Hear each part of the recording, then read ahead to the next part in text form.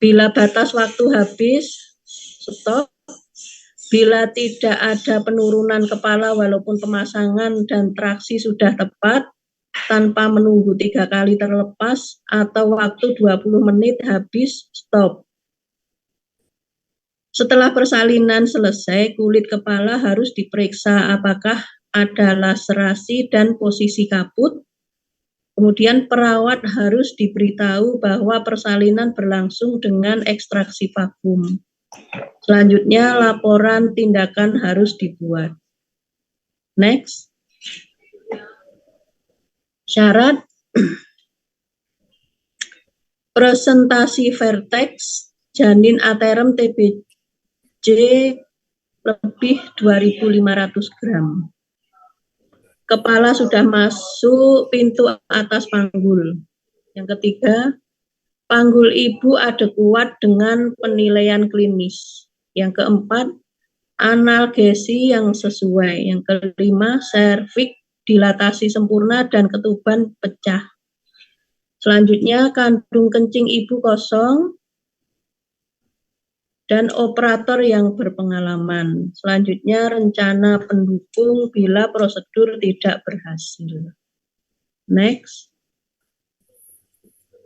Indikasi absolut, indikasi anak, gawat janin, tali pusat menumbung, anak hidup.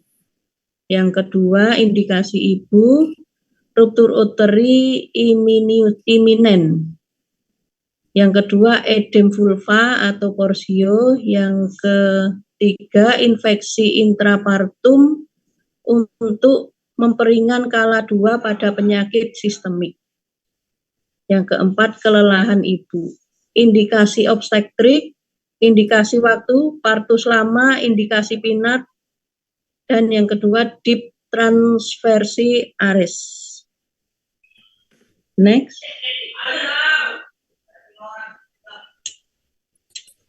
Next.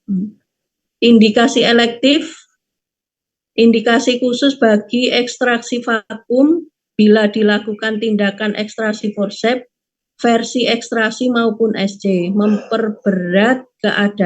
memperberat keadaan. Misalnya, ibu yang kelelahan, bekas SC, operasi lain pada dinding uterus, penyakit paru kronis, dan hepatitis. Next.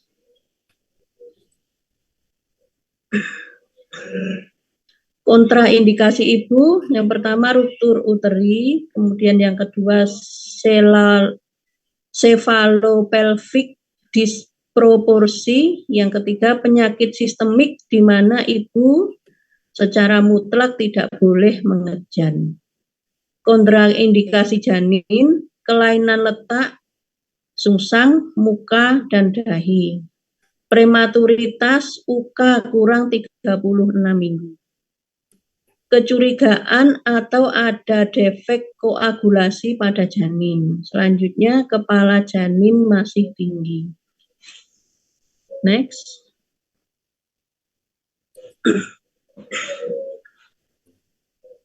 Kontraindikasi relatif, yaitu pembukaan belum lengkap dan atau kepala masih tinggi. Yang kedua, kelainan kongenital dan anak mati. Next. Bagian-bagian vakum. Pertama, cup bentuk jamur, diameter 30, 40, 50, 60 mm. Dinding. Belakang mangkuk terdapat tonjolan, tanda letak denominator. Tabung section, tempat memasang selang, lingkaran cup, sisi kepala, diameter lebih kecil. Yang kedua, ekstraksi vakum dengan cup lunak standar. Next.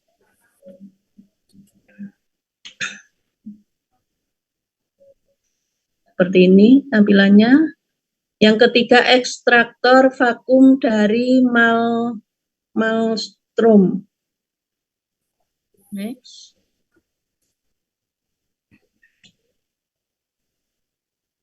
Lanjut. Bagian-bagian vakum. Pertama, pompa vakum, yang kedua selang vakum, pipa karet menghubungkan kap dengan botol penghisap. Yang ketiga, pegangan yang terdiri dari logam palang dengan lubang di dalamnya yang dilalui oleh rantai penarik. Dilengkapi suatu pen menahan rantai tetap tegang dan lebih pendek dari selang pen dapat disekrup pada pegangan. Yang keempat, botol penghisap untuk membuat tekanan negatif. Yang kelima, manometer yang berfungsi untuk mengukur tekanan negatif, mempunyai dua skala yaitu ATM atau sentimeter dan kilogram. Yang macam kap rigid maelstrom, rantai di dalam pipa penghisap yang terletak pada pusat kap, arah tarikan tegak lurus kap sehingga tidak menghambat oleh tonjolan tempat selang penghisap. Kap redbird, pipa penghisap agak ke lateral terpisah dengan rantai penarik yang tetap pada pusat kap. Next. Kap plastik rigid dirancang untuk kepala janin defleksi atau posisi posterior yang memerlukan tarikan curam. Kap lunak, kap plastik bentuk konus, modifikasi Kobayashi, kap polietilen sekali pakai, kombinasi polietilen silastik. Lanjut.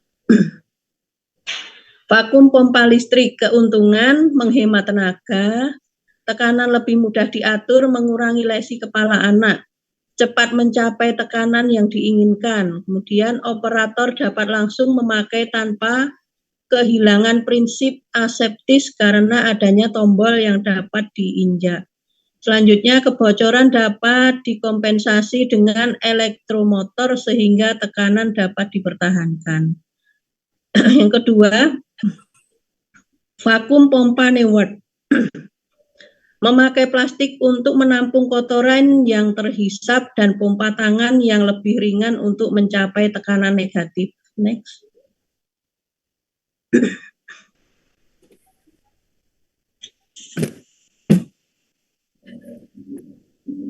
Prinsip kerja ekstraksi vakum.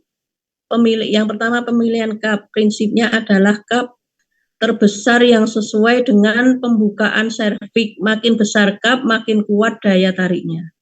Yang kedua, disesuaikan dengan vagina, turunnya kepala. Selanjutnya, pembukaan harus lebih diameter kap, sesuai tidak menjepit porsio. Vagina sempit dapat primipara dan dinding vagina yang lembut pada multipara yang gemuk atau grande. Multipara, kepala yang belum turun benar. Dipilih kap yang lebih kecil dan pembukaan serviks. Dari pembukaan serviks. Kap nomor 5 adalah yang paling sering dipakai. Next.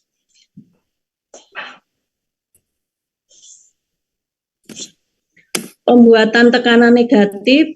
Pertama, tekanan persatuan luas permukaan seminimal mungkin, tetapi efektif memakai kap ukuran terbesar.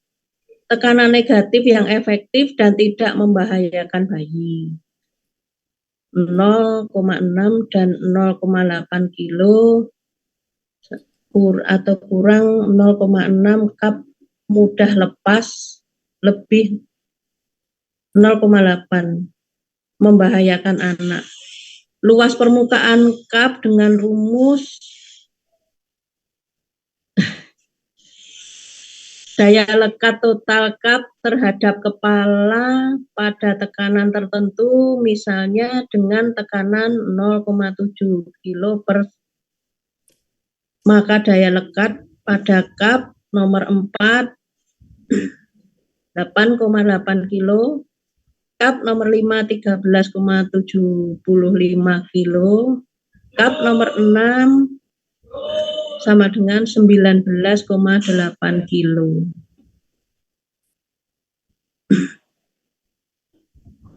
Next.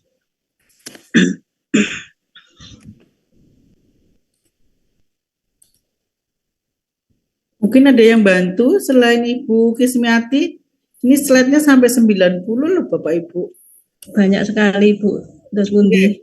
Mau Mungkin bisa dibantu, monggo nanti setelah vakum ini. lama ekstraksi. Nah, ini pemasangan di atas sutura sagittalis menyentuh ubun-ubun kecil. Lanjut. Poros jalan lahir. Ini cara penarikannya. Pemasangan ekstraksi vakum ini yang sebelah kiri ini yang salah dan yang kanan yang betul. Arah dan cara tarikan. Arah tarikan harus tegak lurus dengan letak kap dan sesuai dengan sumbu panggul. Arah tarikan sesuai dengan penurunan kepala. Kepala masih tinggi, belum mencapai H3 ke dorsal, sehingga selang menghimpit anus.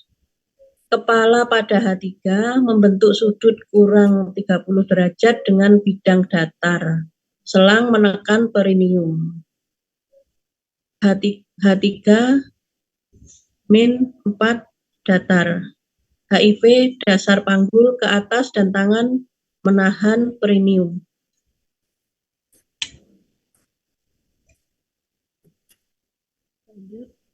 Next. Ini hot keempat Bu. Oh, Hot keempat.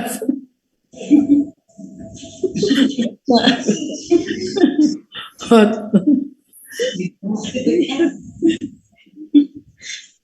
Oke, maaf Bu, ini masih belajar.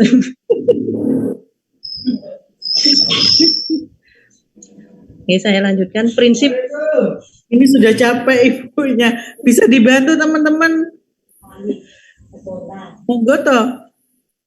Teman kelompok, monggo. Oke. Saya bantu dah Ibu. Oke, minta tolong Mbak. Bu Reni. Siapa? Monggo lanjut Bu Reni. Oke. Terima kasih. Assalamualaikum warahmatullahi wabarakatuh. Waalaikumsalam warahmatullahi wabarakatuh. Roscoe perlu arah tarikan yang oblik ke arah yang berlawanan dengan letak ubun-ubun kecil supaya kepala tetap fleksi dan terjadi rotasi. Auxiliary atau Stockley tangan kiri melakukan perasat pegangan 3 jari. Terus kekuatan tarikan, satu penolong harus selalu dapat merasakan berapa kekuatan yang dipergunakan untuk tergantung besarnya kap.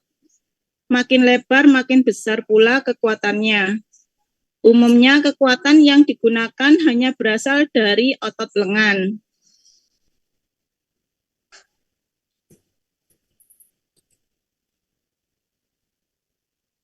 Pemakaian ekstraktor vakum 2 tahap, yaitu 1 pembuatan kaput succedenum agar kap dapat mencengkram erat kepala anak. Kedua, ekstraksi atau penarikan. Prosedur ekstraksi vakum sebagai berikut. Ibu tidur litotomi di meja ginekologi. Tindakan asepsis dan antisepsis, VU dikosongkan, kemudian VT untuk menentukan letak denominator. Pemasangan kap, pada pembukaan lengkap dipilih kap nomor 5. Kap dimasukkan dengan posisi miring dan dipasang pada bagian terendah kepala janin. Menjauhi ubun-ubun besar kurang lebih 2-3 cm di depan ubun-ubun kecil. Tonjolan sesuai dengan letak denominator. Bila ada pemasangan kap, ibu mengeluh nyeri, dapat diberi anestesi infiltrasi atau pudendal nerve block. Cara pemasangan kapnya. Bila ada penghisapan dimulai dari min 0,2 km per cm kuadrat dengan interval 2 menit sampai kurang 0,6 sampai 0,8 kg per cm persegi. Terbentuk kaput succedaneum artificialis. Sebelum traksi VT ulang, apakah ada bagian-bagian janin yang terjepit? Bersamaan his, ibu mengejan dan kap ditarik searah sumbu jalan lahir. Kepala janin dilahirkan, menarik kap ke arah atas sehingga kepala janin mengalami defleksi dengan suboksiput sebagai hipomoklion. Saat kepala defleksi, tangan kiri menahan perineum. Setelah kepala lahir, kap dilepas dengan meniadakan tekanan negatif. Bila diperlukan episiotomi, maka dilakukan sebelum pemasangan kap atau saat kap membuka vulva.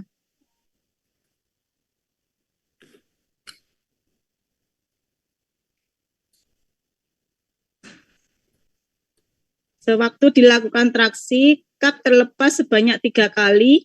Kap lepas waktu traksi mungkin disebabkan oleh 1. Tenaga vakum terlalu rendah, 2. Kakak melekat antara kulit kepala dan kap sehingga kap tidak dapat mencengkam dengan baik.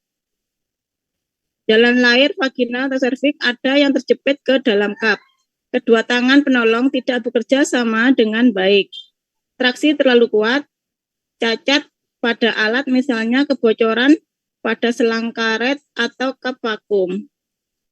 Dalam 30 menit melakukan traksi bayi belum lahir.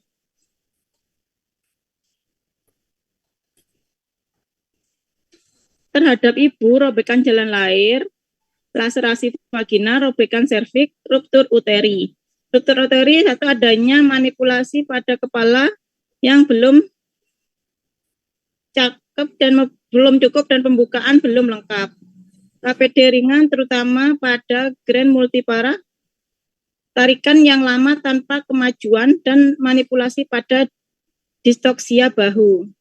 Bahaya ruptur uteri saat partus macet dengan dinding SBR yang tipis dan bibir anterior dan posterior, serviks tebal dan odem yang relatif lebih tipis pada jam 3 dan jam 9.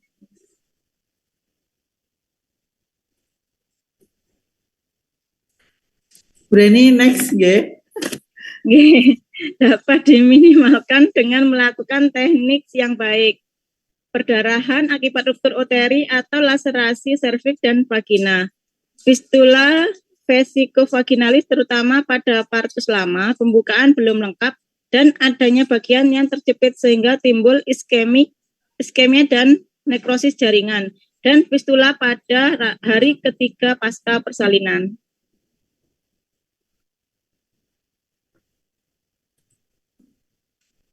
Terhadap bayi, 1. Ekskoriasi kulit kepala, kaput succedaneum artificial, cephalhematom, subgaleal hematom, nekrosis kulit kepala yang dapat menimbulkan alopecia, perdarahan retina yang berasal dari vena, perdarahan cerebral dan intrakranial, fraktur tulang kepala, asfiksi neonatorium dengan hipoksia, hiperkapnia dan berakhir dengan asidosis. Depresi susunan saraf pusat merupakan penyebab utama kematian bayi baru lahir. Sindrom kesulitan bernafas, iritasi cerebral, infeksi cerebral palsi.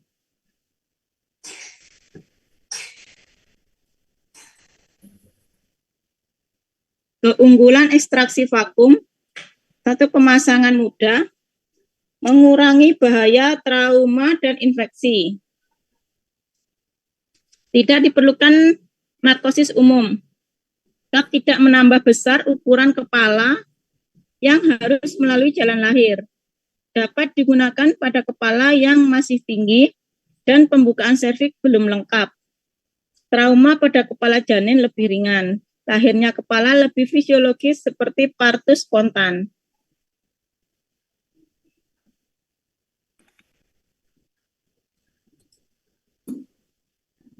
Kerugian ekstraksi vakum, Satu, persalinan janin memerlukan waktu yang lama. Tenaga traksi tidak sekuat pada forceps. Pemeliharaan lebih sukar karena bagian-bagiannya banyak terbuat dari karet dan harus selalu kedap udara.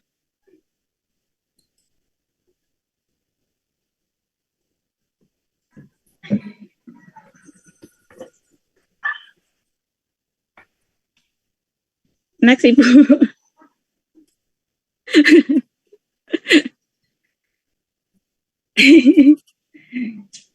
Gambar pengeluaran kepala janin melalui cup. Next, Ibu. Next.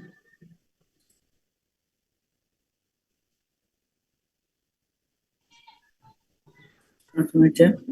Oke. Definisi ekstraksi enam atau forceps adalah suatu persalinan buatan di mana janin dilahirkan dengan suatu tarikan tsunami yang dipasang pada kepalanya. Tujuannya mempercepat skala pengeluaran dengan jalan menarik bagian bawah janin atau kepala dengan alat cunam. Tindakan ini dilakukan karena ibu tidak dapat mengedan seperti untuk melahirkan janin.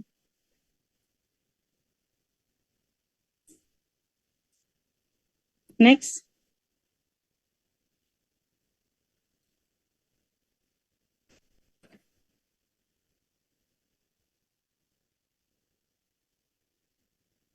Ini alatnya. Oke.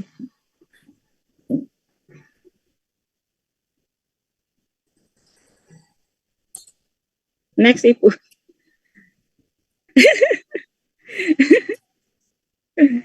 Fungsi sunam, traksi atau ekstraksi melahirkan kepala janin. Koreksi atau rotasi merubah ubun-ubun kecil samping atau belakang ke depan. Kompresi menambah molase kepala.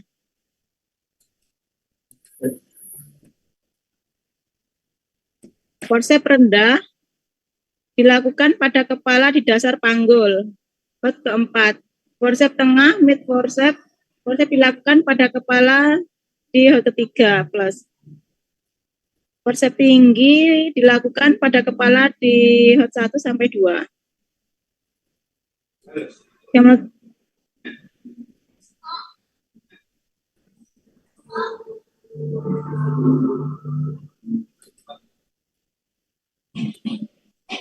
next, Ibu. Okay.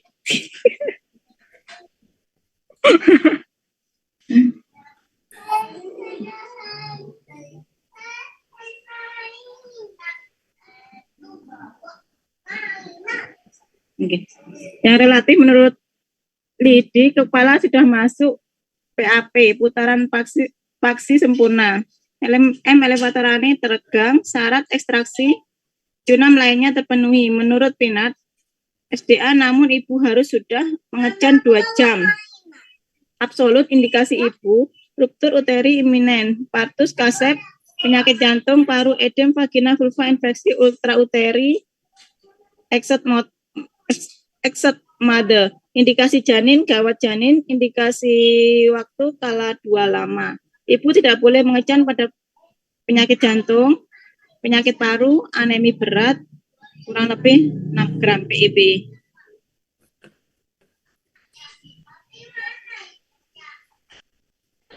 Dilatasi serviks belum lengkap jika lingkaran kontraksi patologi band sudah setinggi pusat atau lebih, adanya disproporsi cephalus pelvic. Pasien bekas operasi vesiko vaginal fistula. Kepala masih tinggi. Presentasi dan posisi kepala janin tidak dapat ditentukan dengan jelas. Janin sudah lama mati sehingga sudah tidak bulat dan keras lagi, sehingga kepala sulit dipegang oleh sunam atau forceps anencephalus. Kegagalan ekstraksi vakum, fasilitas pemberian analgesik yang memadai tidak ada. Fasilitas peralatan dan tenaga pendukung yang tidak memadai, operator tidak kompeten, pasien menolak tindakan ekstraksi sunam.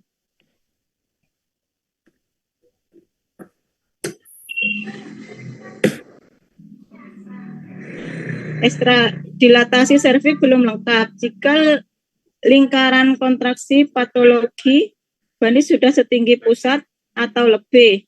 Adanya disproporsi cephalopelvic pasien bekas operasi vesika vaginal Virchow. Kepala masih tinggi. Presentasi dan posisi kepala janin tidak dapat ditentukan dengan jelas. Janin sudah lama mati sehingga sudah tidak bulat dan keras lagi. Sehingga kepala sulit dipegang oleh sunam atau forceps. Anencefalus, kegagalan ekstraksi vakum. Fasilitas pemberian analgesia yang memadai tidak ada. Fasilitas peralatan dan tenaga pendukung yang tidak memadai, operator tidak kompeten. Pasien menolak tindakan ekstraksi sunam. Next, Ibu. Inform consent keluarga atau pasien setuju. Kepala sudah ada penurunan di HOT ketiga. Presentasi belakang kepala, letak muka dengan dagu di depan atau sesudah coming head. Kepala persalinan sungsang pervaginaan. Posisi kepala janin dan jalan lahir dapat diketahui secara pasti oleh operator. Dilatasi serviks lengkap. Selaput ketuban sudah pecah, kepala janin dapat dicekap dengan baik oleh kedua dalam sunam.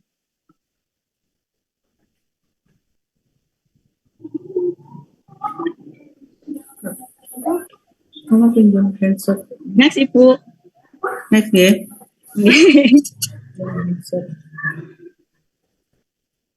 Persiapan pasien, berikan oksigen 2-4 liter, infus terpasang, uji fungsi dan perlengkapan peralatan resusitasi kardiopulmoner. Rambut vulva disukur, siapkan alat bokong, sarung kaki penutup perut bawah. Posisi litotomi, kandung kemih dikosongkan perut bawah dan lipat paha sudah dibersihkan dengan air sabun.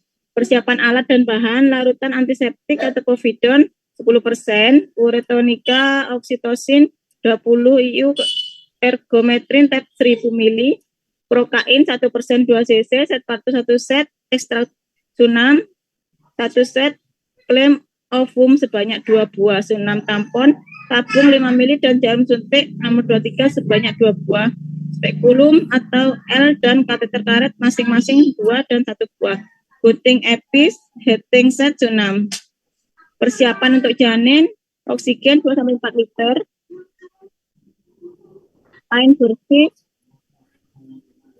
alat resusitasi, penghisap lendir, dan sudep atau penekan lidah, kain penyeka muka dan badan masing-masing 2 buah, meja bersih kering dan hangat, inkubator, pemotong dan pengikat tali pusat 1 set, semprit 10 ml dan jarum semprit 10 ml dan jarum suntik nomor 23 sekali pakai sebanyak 2 buah, kateter IV, jarum kupu-kupu sebanyak 2 buah, popok dan selimut 1, medikamentosa larutan bikarbonat natrikus 7,5% atau 8,4% dan antibiotik, aquabides dan dextro 10%. Next, Ibu.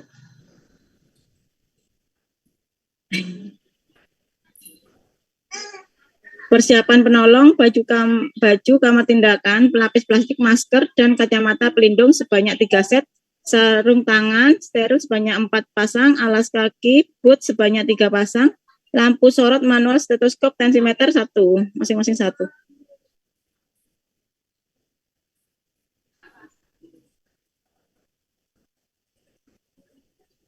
Pelaksanaannya, periksa dalam,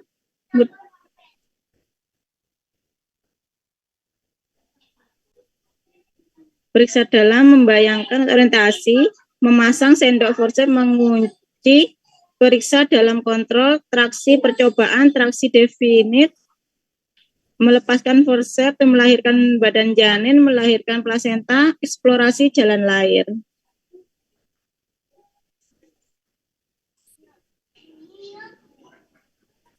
Next, Ibu.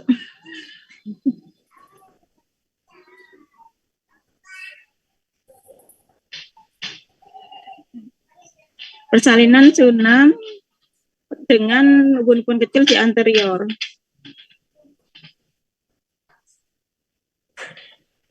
Langkah-langkahnya, operator berdiri di depan pasien dengan memegang sunam forceps di dalam keadaan terkunci dan membayangkan bagaimana sunam forceps kelak akan dipasang dalam jalan lahir.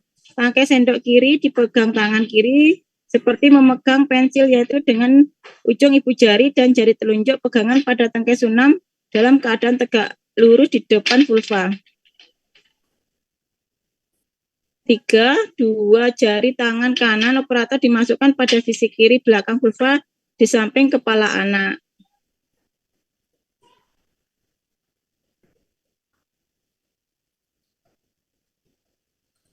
Next, Ibu.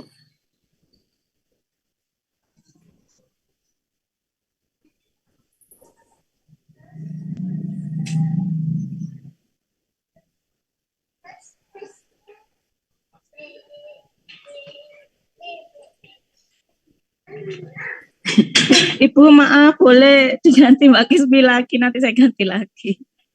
Nggih. Monggo. Maaf, Bu. Monggo Bu, bisa digantikan. Buatnya terlalu banyak. Enggak nih.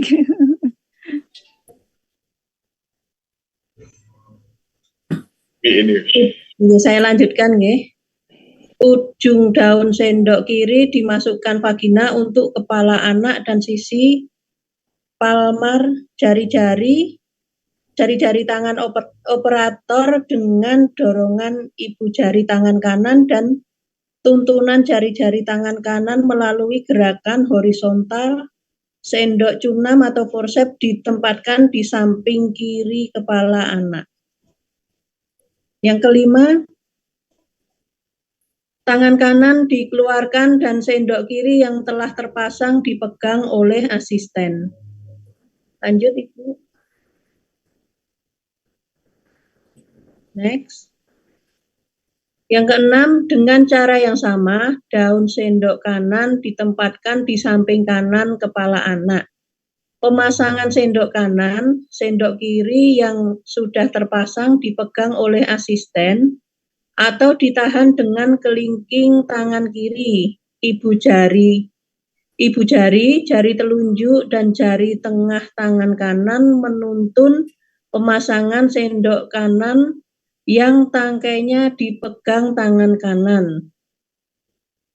Yang ketujuh, dilakukan posisi sendok cunam bila mana diperlukan untuk memudahkan penguncian cunam atau forceps. Penguncian masing-masing tangan memegang tangkai cunam atau forceps, kedua ibu jari saling berdekatan di atas gagang cunam. Kunci harus dipasang tanpa paksaan. Bila perlu dapat dilakukan reposisi daun cunam atau forceps untuk memudahkan penguncian. Next.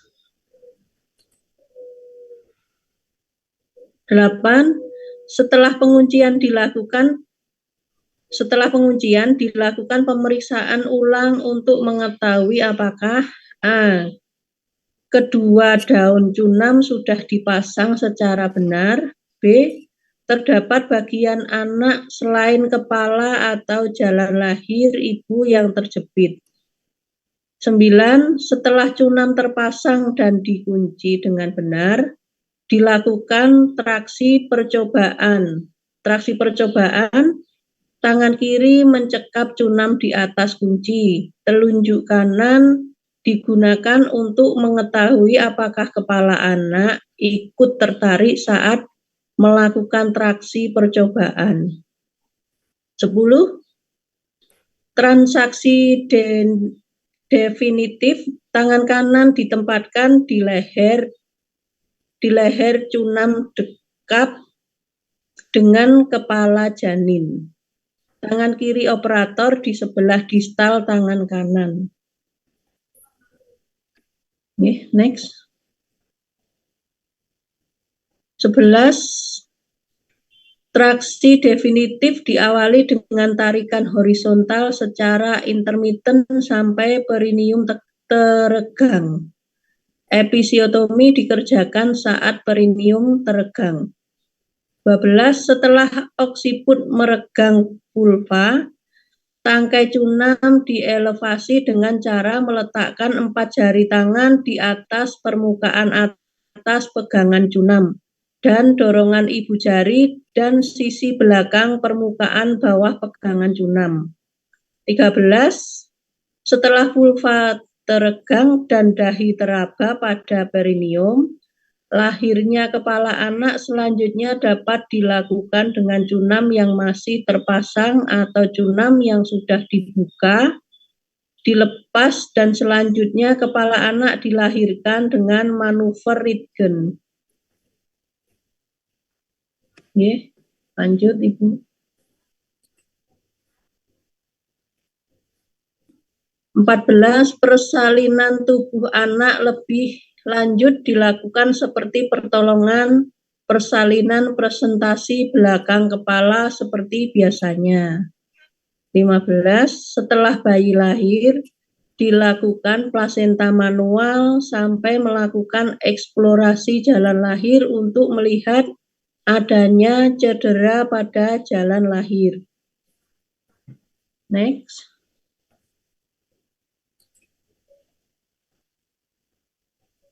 Persalinan cunam atau forceps rendah dengan uka kiri depan posisi occipitalis kiri depan. Pertama, dengan tangan kanan operator menentukan posisi telinga kiri janin yang berada sebelah kiri posterior. 2. Dengan tuntunan jari-jari kanan dalam vagina, tangan kiri memasang cunam forceps kiri setinggi telinga kiri janin. 3. Sendok cunam atau forceps kiri yang sudah terpasang ditahan oleh asisten atau dibiarkan saja dan hendaknya berada pada kedudukannya tanpa paksaan. Yang keempat, 2 jari tangan kiri masuk pada sisi kanan belakang vagina dan sendok cunam atau forceps kanan yang dipegang dengan tangan kanan dimasukkan vagina dengan tuntunan jari-jari tangan kiri tersebut dan segera digeser ke depan untuk ditempatkan setinggi telinga depan janin, sehingga sendok cunam atau forceps kanan berada pada posisi yang tepat berhadapan dengan sendok cunam atau forceps kiri yang sudah terpasang sebelumnya. 5. Setelah kedua sendok cunam atau forceps dikunci, maka posisi masing-masing sendok cunam atau forceps berada di depan dan di belakang pada diameter obliku pelvic. Next. Persalinan cunam atau forceps rendah dengan UUK kanan depan posisi occipitalis kanan depan. 1. Pemasangan sendok cunam atau forceps dilakukan dengan cara yang sama tetapi dengan arah yang berbeda. 2. Pada keadaan ini, telinga adalah telinga posterior dan sendok cunam atau forceps kanan harus dipasang lebih awal. 3. Penguncian hanya dapat dilakukan setelah tangkai sendok cunam kanan disilangkan dan ditempatkan di atas tangkai sendok kiri. Lanjut.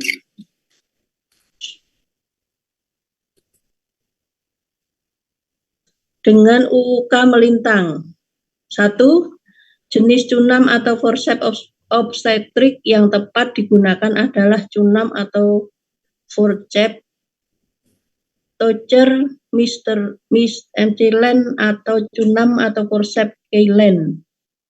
2. Pemasangan tidak berbeda. Sendok cunam atau forceps pertama yang dipasang adalah sendok cunam atau forceps yang akan ditempatkan setinggi telinga posterior dan sendok cunam atau forceps kedua dipasang setinggi telinga depan setelah digeser ke depan. 3. Dengan pemasangan di atas, 1 sendok junam atau forceps akan berada di depan sakrum dan 1 sendok lagi di belakang simfisis pubis. Lanjut.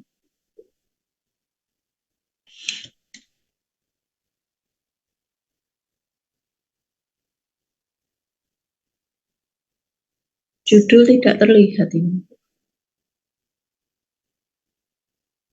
Terpotong.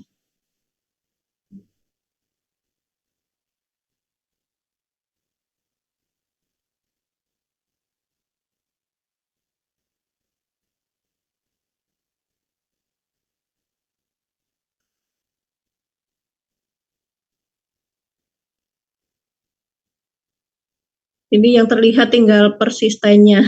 Teknik yang dilakukan ialah persiapan persalinan dengan ekstraksi cunam atau forceps. Yang kedua, tangan yang sesuai dimasukkan vagina dan mencekap sinsiput jari-jari berada pada satu sisi telinga dan ibu jari pada sisi telinga yang lain. 3. Tangan luar mencari bahu depan anak dan menghelanya ke depan bersamaan dengan gerakan tangan untuk memutar kepala dari dalam. 4. Tangan dalam memutar kepala sehingga oksiput berada di sebelah depan. 5. Pada posisi kepala seperti itu diharapkan dapat terjadi persalinan spontan atau dengan ekstraksi cunam atau forceps dengan cunam atau kiln. Rotasi manual dari posisio occipitalis posterior kiri dengan cara tangan kiri operator ditempatkan di atas abdomen dan menarik bahu kanan ke arah kanan ibu. Secara serentak, tangan kanan operator memegang kepala janin pada diameter biparietal dan memutarnya dengan gerak pronasi sejauh 180 derajat. Pada akhir tindakan, oksiput janin berada di sebelah anterior. Lanjut.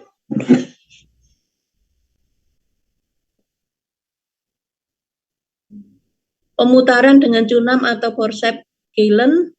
Bila tak dapat melakukan rotasi manual, maka persalinan pervaginam dapat diusahakan dengan bantuan ekstraksi cunam. Persalinan dengan cunam dapat dilakukan dengan oksiput tetap di posterior atau oksiput di anterior. Teknik yang dilakukan ialah dikerjakan traksasi horizontal sampai pangkal hidung berada di bawah simfisis. 2. Dilakukan gerakan elevasi pada pegangan cunam secara perlahan sampai oksiput secara bertahap muncul di depan perineum.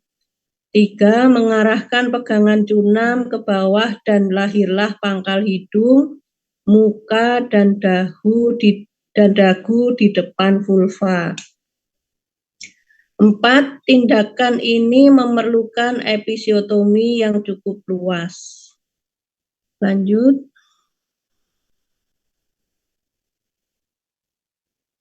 Nah, ini gambarnya persalinan cunam atau forceps rendah pada posisi oksipital posterior persisten. Gambar panah menunjukkan titik saat kepala mengalami fleksi setelah bregma melewati arcus pubis. Pada saat ini harus dicegah terjadinya ruptur perinci yang luas dengan episiotomi luas.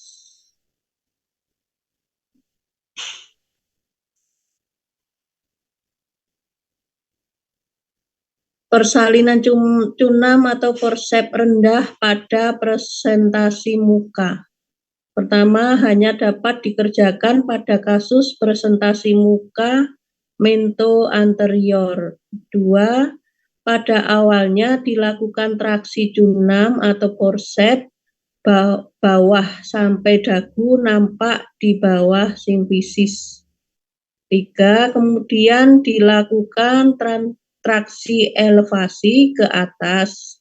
Setelah dagu nampak di bawah simfisis, maka secara berurutan lahir hidung, mata, dahi, dan oksiput di tepi anterior perineum.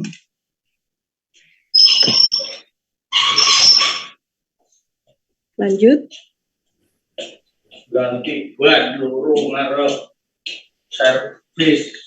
Forceps gagal, pemasangan forceps 3 kali gagal, penguncian 3 kali gagal, transaksi percobaan 3 kali gagal, rotasi gagal, traksi definitif berat.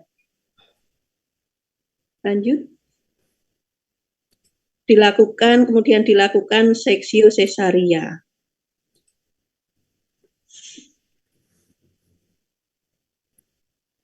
Forceps percobaan. Dari awal diperkirakan akan terjadi kesulitan dalam menyelesaikan persalinan dengan ekstraksi forceps. 2. Sebaiknya dilakukan di kamar operasi karena kalau forceps percobaan tidak berhasil, maka dilakukan seksio sesaria.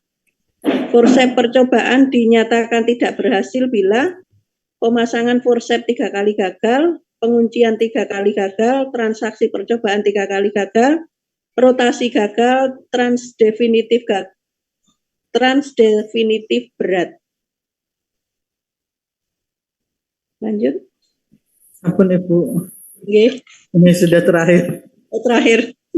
Ya, Bu, terima kasih. Demikian tadi dari kelompok 5 yang kami sajikan. Terima kasih. Wassalamualaikum warahmatullahi wabarakatuh. Monggo Ibu. Waalaikumsalam warahmatullahi wabarakatuh. Monggo Bapak Ibu ada yang ditanyakan? Ini saya cuma tinggal 30 menit waktu untuk saya.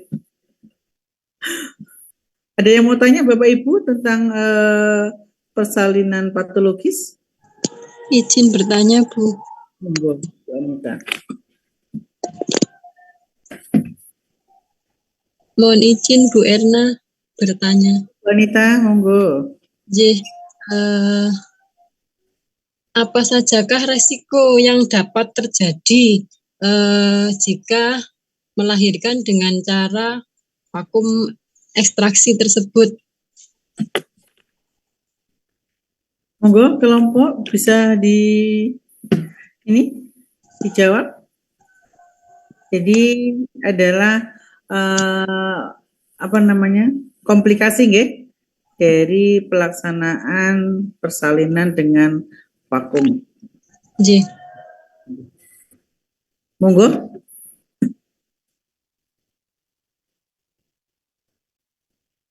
Monggo pada kelompok.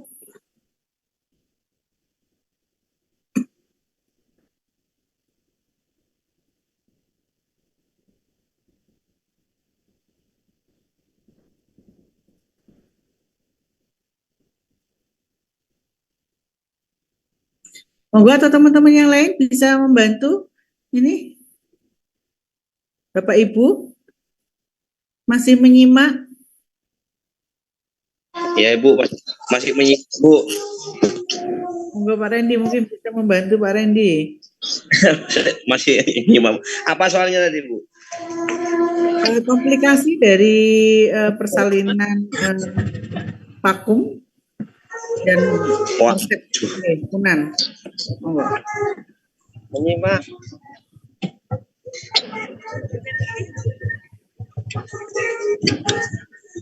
Halo Mado.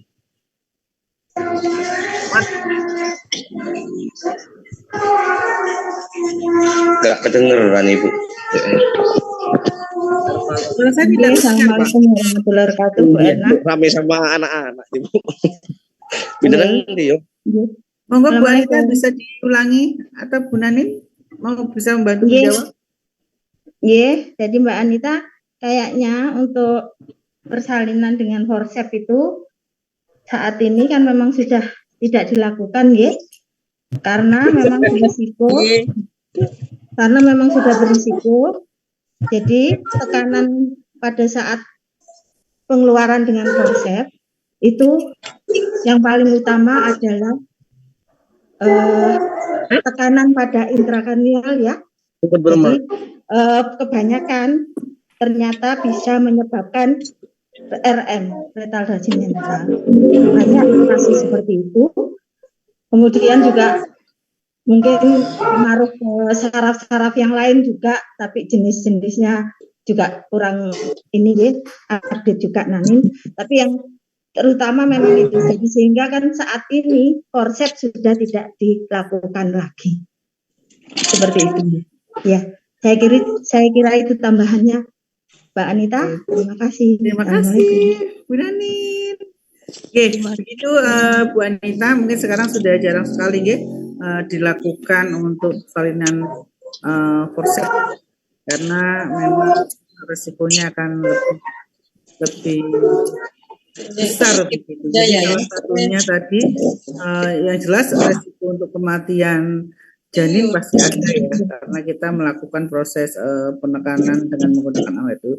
Tapi sebetulnya dia juga lebih aman dibanding dengan vakum begitu.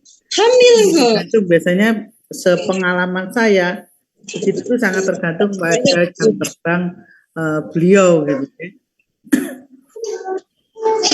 Jadi di sini bisa saja persalinan tersebut kalaupun ada gitu ya, kemungkinan resiko yang bisa menyertai yaitu adanya cedera pada kandung kemih ya, terus melemahnya otot-otot pada ligamen penyangga organ panggul dan adanya robekan jalan lahir begitu. Itu yang untuk maternalnya. Kalau yang untuk neonatalnya biasanya pasti akan ada cedera pada janinnya, terutama pada daerah kepala tadi. Kemungkinan cederanya akan lebih tinggi. Makanya sekarang mungkin sudah hampir tidak dilaksanakan ya Bapak Ibu ya. Mesti SC sampun gitu. Terkait Paling cepat dan lebih aman. resiko besar Ibu ya, berarti Ibu ya. Okay. Juga ya Bu, kayaknya dokter bedahnya kepengen banyak uang juga. Jadi langsung SC aja. Nggih, langsung SC aja. Iya, ambil kesempatan dalam kesempitan, Mbak. Kalau enggak gitu dokter Aminuddin enggak soge Mas Ibu. Di dokter salah ini. Jadi barang no BB dokter Raiko sepedaya untuk Yusnita. Begitu ya. Bapak Ibu, salah satunya Iya, yang saya harapkan adalah adanya ke askep ya. Nanti monggo Bapak Ibu dipelajari lagi karena tadi dari kelompok juga sebetulnya sudah membuat makalah untuk asuhan keperawatan pada persalinan patologis. Ini seharusnya memang dibagi beberapa kelompok, ternyata belek di satu kelompok ya. Lumayan kelompokan ya. Untuk lumayan Bu. Alhamdulillah Bu. Alhamdulillah. Alhamdulillah Bu, kenyang Bu. Bapak Ibu pengampunan saya mohon waktunya sebentar untuk supaya saya juga tidak punya tanggungan lagi untuk menyampaikan tentang ini saya stop dulu. Sampaikan tentang kontrasepsi. Aku terkenyang-kenyang. Kenyang-kenyang. Udah remang orang dia. Kenyang.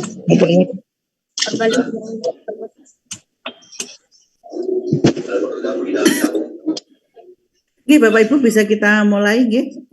Saya rasa Bapak Ibu sudah tidak asing lagi karena kita juga orang-orang kesehatan dan untuk saat ini sudah tidak asing lagi dengan program dari keluarga berencana dari Banyak anak, banyak rezeki.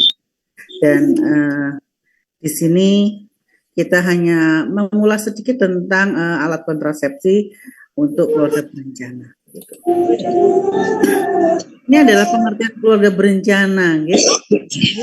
Menurut WHO ini adalah tindakan yang membantu pasangan suami istri untuk menghindari kehamilan yang tidak diinginkan, begitu, mendapatkan kelahiran yang memang sangat diinginkan, selanjutnya mengatur jarak kehamilan, membantu pasangan suami istri untuk melahirkan pada usia yang ideal.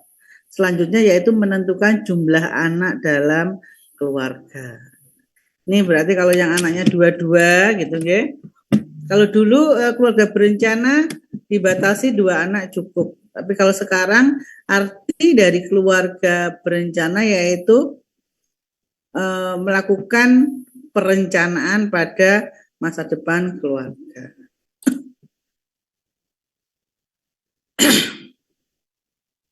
Ini adalah definisi menurut Undang-Undang Nomor 52 Tahun 2009 tentang perkembangan pendudukan dan pembangunan keluarga. Okay? Ini menyatakan bahwasanya keluarga berencana adalah upaya mengatur kelahiran anak, jarak dan usia ideal melahirkan, mengatur kehamilan dan melalui promosi, perlindungan dan bantuan sesuai dengan hak reproduksi untuk mewujudkan keluarga yang berkualitas. Selanjutnya, apa itu kontrasepsi? Nah, yeah. Jadi kalau untuk kontrasepsi itu yaitu upaya pencegahan kehamilan yang bersifat sementara maupun menetap. Kontrasepsi dapat dilakukan tanpa menggunakan alat secara mekanis dan menggunakan obat atau alat atau dengan operasi. Selanjutnya, berdasarkan kebijakan Undang-Undang Nomor 36 Tahun 2009 tentang kesehatan, di sini juga pemerintah bertanggung jawab dan menjamin ketersediaan tenaga, fasilitas pelayanan, alat, dan obat dalam memberikan pelayanan KB yang aman, bermutu, dan terjangkau oleh masyarakat.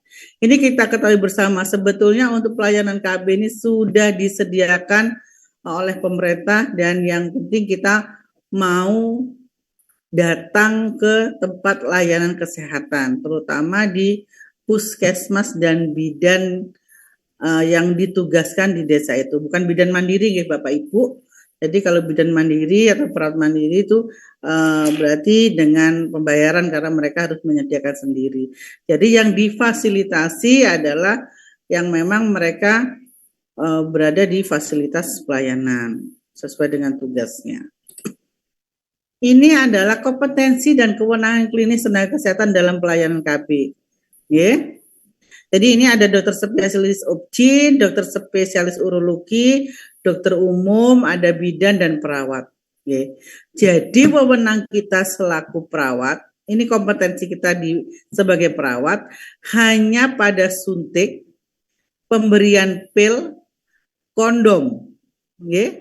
Selanjutnya ada metode aminorelaktasi, terus metode sadar masa subur, senggama terputus, dan pemberian konseling.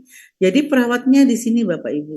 Jangan sampai nanti kita walaupun sudah bisa Bapak Ibu mungkin sudah canggih karena orang biasa dinas di OK begitu ya, panjenengan melakukan implan itu tidak boleh, pemasangan implan itu tidak diperkenankan karena itu bukan wewenang kita selaku perawat. Kecuali Bapak Ibu, kecuali kita memang berada di tempat terpencil dan biasanya itu sudah ada tugas surat tugas yang menyertai sehingga memberikan wewenang kepada panjenengan untuk melakukan tindakan tersebut. Selanjutnya ini adalah kewenangan perawat. Kalau tadi kompetensinya, selanjutnya sekarang adalah kewenangannya.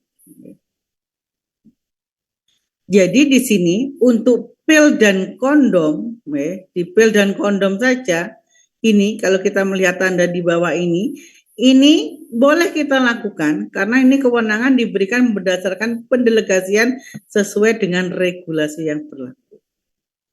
Begitu. Selanjutnya untuk ini kondom, maaf suntik ya tadi ya, suntik dan pil itu sebenarnya kita ini tergantung pada regulasi yang berlaku di daerah masing-masing. Jadi yang diperbolehkan kita boleh, kewenangan kita sebenarnya yang paling pas adalah di kondom, terus metode aminorelaktasi, metode sadar masa subur, terus senggama terputus dan pemberian konseling. Begitu Bapak Ibu. Oke, ini yang perlu kita pahami.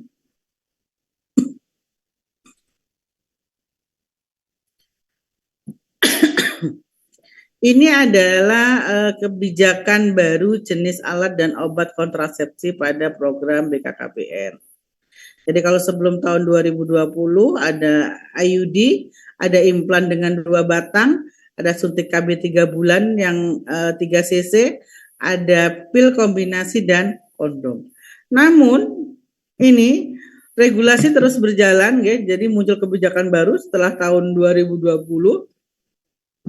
Sekarang sudah menyediakan alakon melalui katalog nasional LKPP dan katalog sektoral di BKKBN. Ini sudah ada katalognya, jadi bisa memilih. Sekarang sudah implan sudah dengan 1 batang, sudah tidak dengan 2 batang lagi. Terus suntik KB 3 bulan, sekarang sudah ada yang 1 cc, kalau dulu 3 cc. Selanjutnya ada pil progestin untuk yang menyusui, ada suntik KB kombinasi yang 3 bulan, dan ada tubal ring. Ini tadi. Ini adalah jenis metode di komunitas, ya. Jadi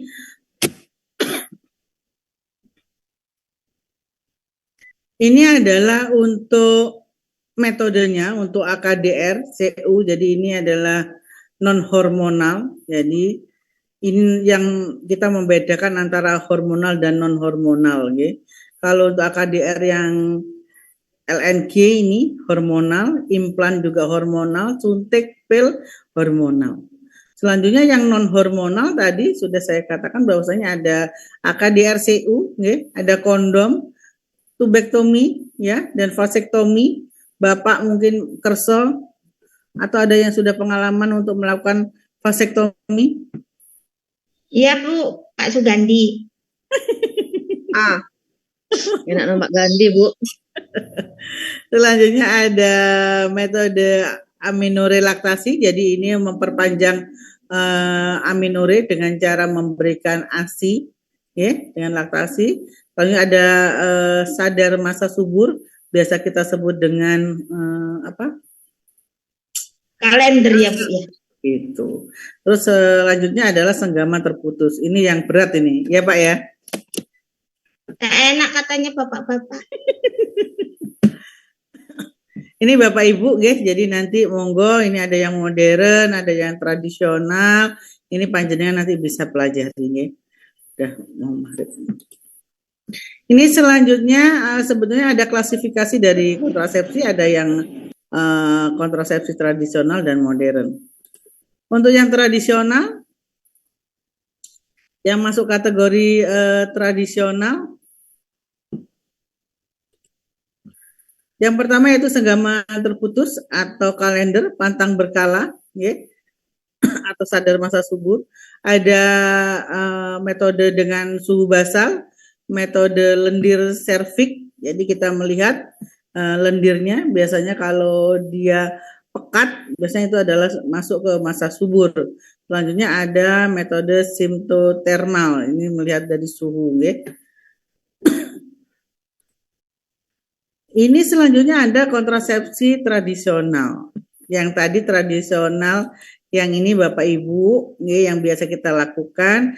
Tapi sekarang update untuk saat ini ada 2 metode lagi, ya. Jadi dengan menggunakan model kalung berwarna, cycle beads, ini yang ada. Jadi menentukan apakah sedang dalam masa subur atau tidak. Ini saya juga tidak tahu barangnya Bapak Ibu, saya hanya mencari materinya. Mungkin Bapak Ibu nanti yang tahu bisa sharing gitu, kan. Sepertinya ini adalah perubahan warna ini, warna pada kalung ini. Jadi kita bisa menggunakan kalung ini dan ini bisa menentukan di masa saat ini masuk ke masa subur atau tidak, begitu. Selanjutnya ada D2D method, ya, yaitu untuk menentukan apakah sedang dalam masa subur dengan menggunakan lendir serviks, begitu. Jadi kita melihat apakah terasa keluar lendir serviks. Terasa ini bisa hamil, bisa juga tidak hamil. Nanti ini ada caranya. Selanjutnya ini adalah yang tadi yang tradisional, selanjutnya ada kontrasepsi modern Bapak Ibu.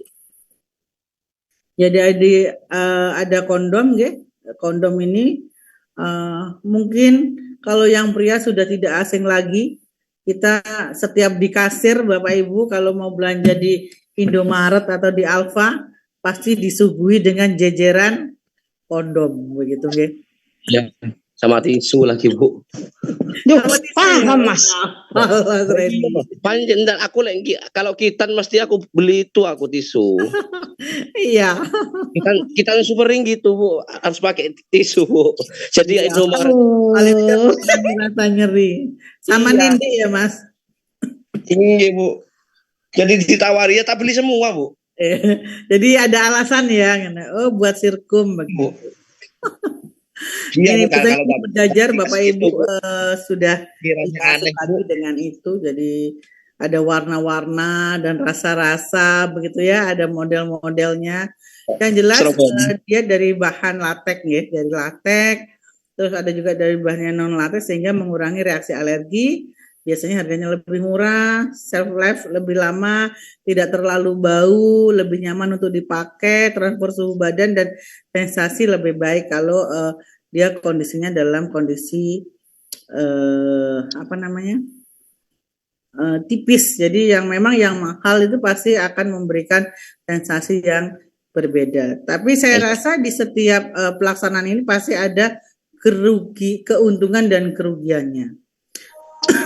Selanjutnya di kondom perempuan juga ada, gitu, Bapak Ibu saat ini dari bahan sintetik latex, jadi lebih lembut dibanding dengan polyurethane ya saat ini biayanya pembuatan lebih murah. Nah, ini tapi riweh dan ini biasanya menjadi keluhan pada pasangan laki-lakinya karena ada rasa tidak nyaman begitu. Jadi hasil survei membuktikan. Ini selanjutnya adalah cincin vagina. Jadi ada cincin vagina di sana tujuannya. Jadi di sini paling tidak ini akan menghambat proses masuknya sperma. Jadi ini adalah cara penggunaannya. Jadi dipakai secara terus-menerus selama 3 minggu dan biasanya dilepas untuk diistirahatkan 1 minggu dan dipakai ulang selama 1 tahun, ya. Jadi, namun ini tidak ada di sini Bapak Ibu. Jadi monggo nanti Bapak Ibu yang tindak ke luar negeri, saya bisa pesan Bapak Ibu untuk edukasi ke mahasiswa dan masyarakat. Selanjutnya ada kontrasepsi transdermal. Di sini adalah kombinasi estrogen dan progesteron, ya. Jadi ini adalah hormonal, ya. Dapat dipasang di semua bagian kecuali di payudara. Jadi ini kayak koyo Bapak Ibu. Jadi bisa ditempel di tubuh mana aja selain di payudara begitu. Bisa di lengan, bisa di abdomen, bisa di femur dan lain sebagainya. Begitu. Tapi ini juga masih belum ada Bapak Ibu. Ini kayaknya lebih enak ya. Lebih nyaman begitu. Ini akan mempengaruhi suhu di dalam tubuh sepertinya. Selanjutnya ini adalah implan Bapak Ibu. Jadi kalau zaman dulu itu ada 2 implan, ya. Jadi ini dimasukkan. Jadi biasanya terpisah antara trocar dan implannya. Jadi dimasukkan satu persatu gitu. Jadi ya insya Allah rasanya juga begitu. Jadi mau tidak mau harus menggunakan anestesi lokal. Tapi untuk saat ini update-nya, jadi ada 2 batang langsung berada dalam satu trocar. Jadi langsung langsung isinya ada 2 batang implan. Jadi langsung ditusuk, nanti tinggal tarik, baru diarahkan lagi dan di sana sudah ada mode blood-nya. Jadi arahnya kemana, ada yang segitiga begitu, kalau 2 jadi bisa langsung ke arah ujung kanan dan ujung kiri sesuai dengan mode blood yang sudah disediakan di dalam paketan tersebut. Selanjutnya ada yang 1 batang Bapak Ibu. Sekarang sudah metodenya seperti ini, ada di gambar saya yang di paling bawah ini. Jadi ini disposable, jadi trokarnya sudah tidak digunakan lagi, ya sudah di situ ada 1 batang, langsung disentil gitu aja sudah bisa masuk ke dalam tubuh.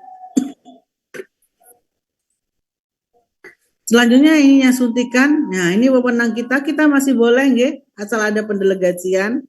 Nah, jadi ada suntikan KB kombinasi 1 bulan. Di sini ada kandungan hormon estrogen dan progestin.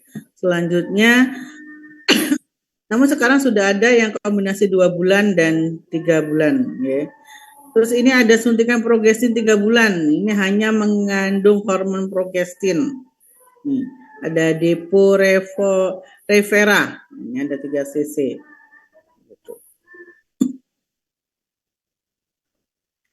Nih.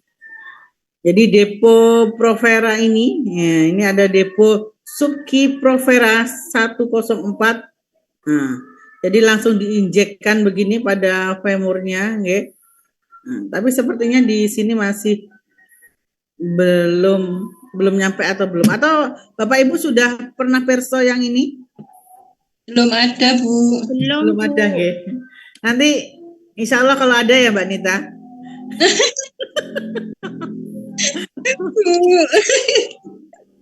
Ini kan lagi subur semua masih subur.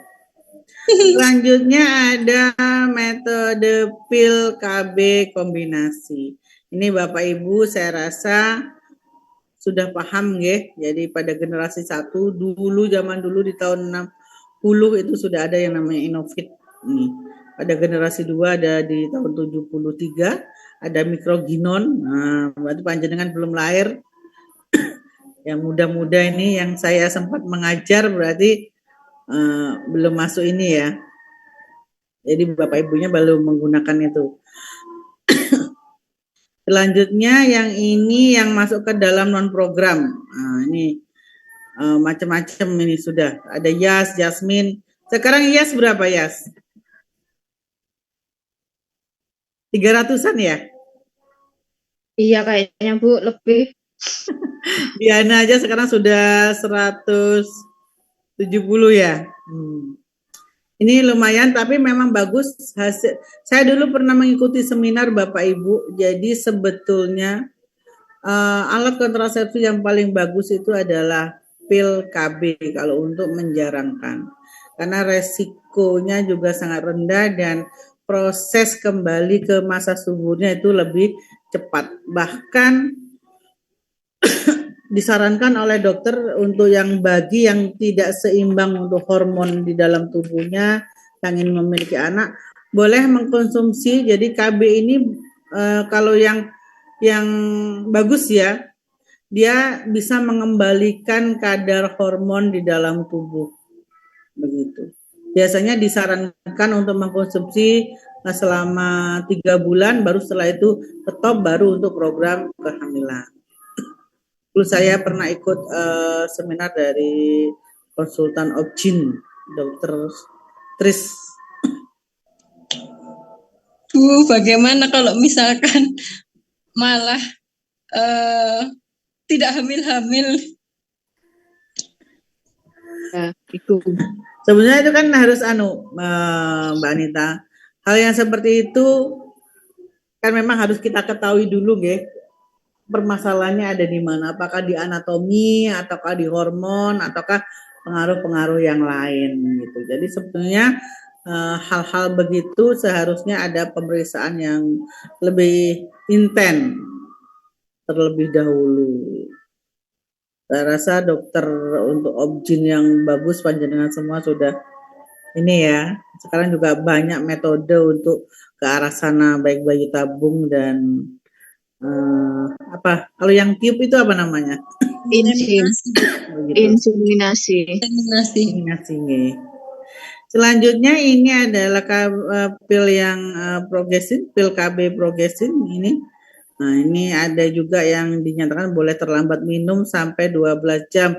Bagi ini biasanya digunakan untuk ibu menyusui. Ini mereknya, ini merek dagangnya.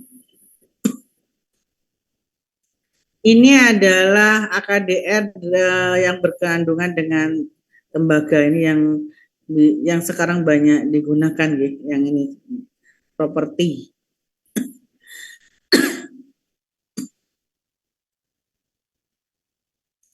Ini untuk saat ini ada AKDR ya, CUT ini 380A ini yang banyak di ini apa dikerjakan untuk saat ini yang biasanya digunakan, dan ini sudah ada langsung apa disposable. Jadi langsung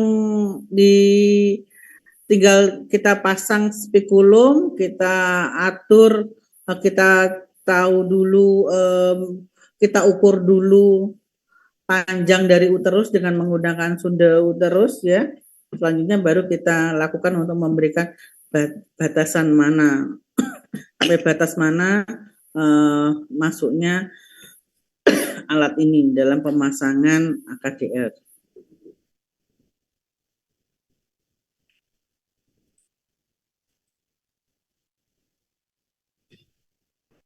Jadi ini adalah hal yang terpenting ya. Jadi yang pertama yaitu meningkatkan akses dan kualitas pelayanan KB. Sebagai upaya dalam mendukung percepatan penurunan AKI, AKB, dan stunting. Selanjutnya meningkatkan kemampuan pengelolaan program KB dalam manajemen pelayanan KB dan kontrasepsi. Yang ketiga yaitu meningkatkan kemampuan tenaga kesehatan dalam memberikan pelayanan KB yang berkualitas dan meningkatkan kesertaan ber-KB dan menurunkan putus pemakaian penggunaan kontrasepsi. Bapak Ibu, karena kita sudah terkendala oleh waktu, panjenengan semua saya berikan tugas di semua ini. Jadi di alat kontrasepsi ini hanya tugas, tidak perlu disetor sebetulnya Bapak Ibu, tapi tugas untuk membaca. Jadi alat kontrasepsi itu silahkan panjenengan cari keuntungan dan kekurangannya. Insya Allah soalnya ada di sana. Kalau UAS nanti saya akan berbicara tentang kekurangan dan kelebihan dari penggunaan alat kontrasepsi. Yang mana, Bu? Semuanya, Ren. Alat Pak kontrasepsi. Randy, dari Cari mulai di mana, KB, kondom, dan lain sebagainya, sampai Semuanya, Bu. ya, Ngambil keuntungan, Bu. vasektomi, Sampai semua keuntungannya yang ini. berhubungan dengan kontrasepsi. Monggo nanti jenengan buat jadi kurangan dan Makasih, Bu, kisi-kisinya, Bu. kuliahnya masih banyak, jadi masih kurang. Apa itu aja yang dicetot, Bu? Nggak usah ujian. Mantap. Siap Pak Kohar. Setuju Pak Kohar.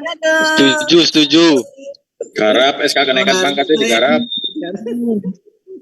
Pak Hendri itu suka. Ayo Begitu. Dupae digarap, Dupae. Monggo. Mungkin itu untuk kekurangan dan kelebihan dari setiap alat kontrasepsi, baik yang tradisional maupun yang modern. Monggo itu dipelajari, pesan dari saya, dan insya Allah saya soal ada di sana yang untuk KB ini. Gitu Bapak Ibu.